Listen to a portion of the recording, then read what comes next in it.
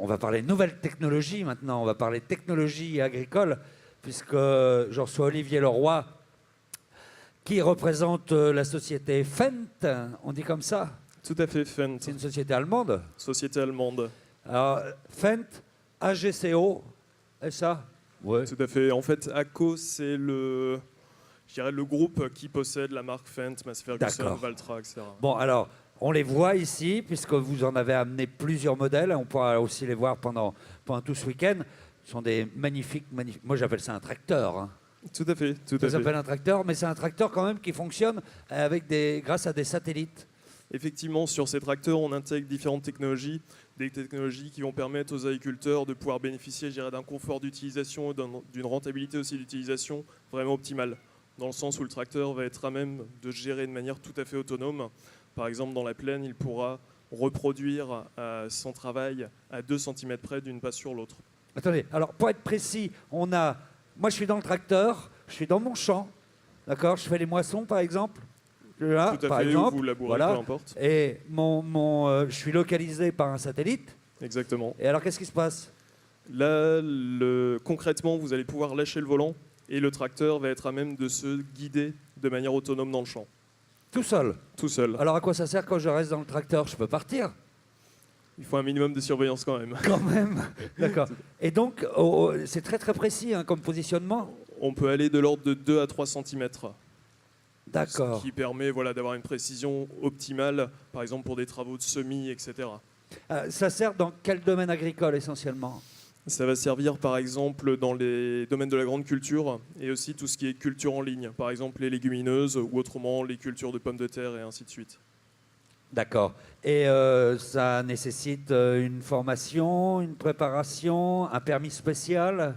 Pas fondamentalement, on essaie de développer des interfaces qui sont les plus ludiques possibles, ce qui fait que aujourd'hui les tracteurs sont très faciles à prendre en main, malgré la première approche que l'on pourrait avoir en se disant mince, il y a un terminal qui semble assez complexe, on peut le conduire de manière tout à fait simple.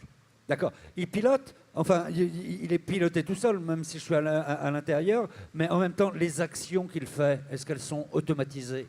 Les actions que le tracteur fait peuvent être automatisées. Alors, par exemple?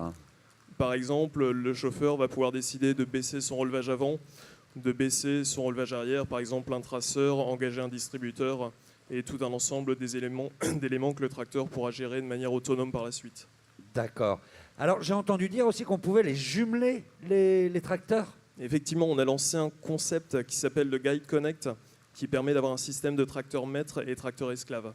Ce qui veut dire que dans le premier tracteur, vous allez avoir un chauffeur qui va exécuter son travail de manière tout à fait normale, et le tracteur qui se situe juste derrière, qui lui a la particularité d'être son chauffeur, va reproduire l'intégralité des faits et gestes du premier tracteur. Il va complètement reproduire ce que fait le tracteur devant. Effectivement. Alors ça peut servir dans quel cas précisément? Ça peut servir notamment dans des grandes parcelles pour économiser un chauffeur et augmenter son débit de chantier. D'accord. Ça coûte combien un engin comme ça? L'investissement? Allez. Les prix sont assez variables, mais on peut ça compter... se négocie en dehors, en backstage? Tout à fait. C'est comme ça. mais si je vous en prends 2, ça me coûtera moins cher? On peut compter une fourchette, là pour les tracteurs qui sont aujourd'hui présents, d'environ 150 000 euros. 150 à 200 000 euros, à peu près. Pour un tracteur comme ça? Pour un tracteur comme ça, oui. Après, encore une fois, tout dépend des modèles. Oui, d'accord. Ok. Ça marche pour vous en France? Vous avez des bons clients? On a des bons clients qu'on arrive à fidéliser, ce qui est plutôt bon signe. C'est vrai. Aujourd'hui, ce qu'il faut voir, c'est vrai que l'industrie du machinisme a un avenir qui est quand même assez florissant, dans le sens où ça représente un marché de 4 milliards d'euros sur le marché français, en termes de chiffre d'affaires. Ouais. Ce qui, c'est un secteur qui est porteur, et de toute façon, l'avantage, c'est que l'agriculture, quoi qu'on en dise, est malgré tout au centre de tous les intérêts, puisqu'on aura toujours des agriculteurs et des machines pour pouvoir nourrir les hommes et les différentes populations. Bien sûr.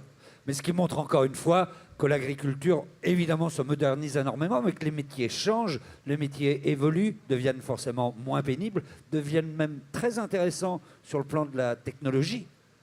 En fait, être agriculteur aujourd'hui et avoir quelque chose comme ça doit être quand même extrêmement plaisant même, je dirais, de travailler avec ça. Tout à fait. C'est vrai qu'on sort totalement des stéréotypes avec les tracteurs qui pouvaient être produits dans les années 70. Et le problème, c'est que les gens ont toujours à l'esprit cette image Ouais. des tracteurs Moi j'aimais bien, anciens. c'était joli quand même, les bons vieux tracteurs là, avec C'était le joli, chauffe. effectivement. C'était une autre époque. Bon, on pourra faire un petit tour demain quand il fera plus beau. On pourra faire un petit tour. Super, merci beaucoup d'être venu nous voir. Merci à vous. Merci.